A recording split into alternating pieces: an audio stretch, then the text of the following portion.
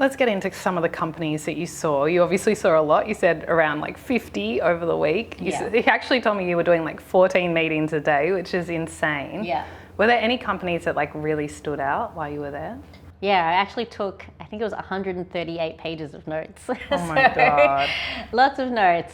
There were some companies that stood out, less for a sort of thematic sense and more for idiosyncratic reasons. But to run you through a few that I found interesting, there was one called Hannon Armstrong Sustainable Infrastructure, or HASI for short. HASI is interesting because they're basically a real estate investment trust that provides the financing for sustainable infrastructure.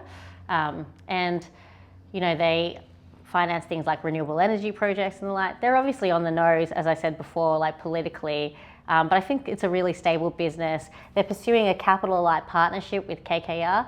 So I think that one's definitely one that's interesting, an interesting way to play that more defensively. We saw OLPX. I don't know if you've ever used OLPX. 100%. My hairdresser was obsessed with OLPX. I think I only took the meeting because of that. I actually didn't know that OLPX was listed, but I hadn't heard about it for a while, and it was interesting. So there was a new CEO there who talked about how the brand has kind of come out of I guess the pro spheres and isn't being talked about as much, and that's having a detrimental impact on their business. But her aim is to turn it around. You know, she's focusing back on that pro channel, coming up with sort of brand awareness metrics and the like.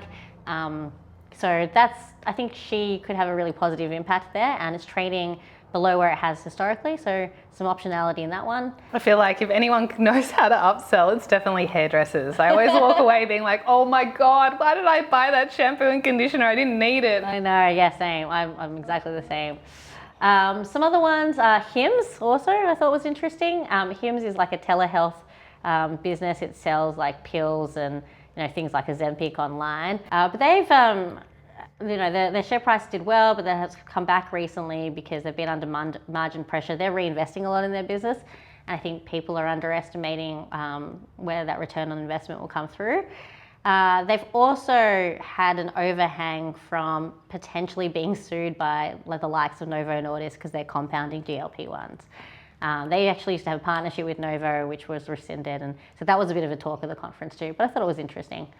I think that's pretty much. Oh no, Cisco. Cisco was another one that I thought was really interesting because it feels like a little bit of an old dog. Yeah, exactly. I think people still see it as the old phone or telephony business, but it's actually a play on this AI infrastructure and arguably the best position from a networking side of things on that. And I think you're seeing AI infrastructure broaden out from the likes of just NVIDIA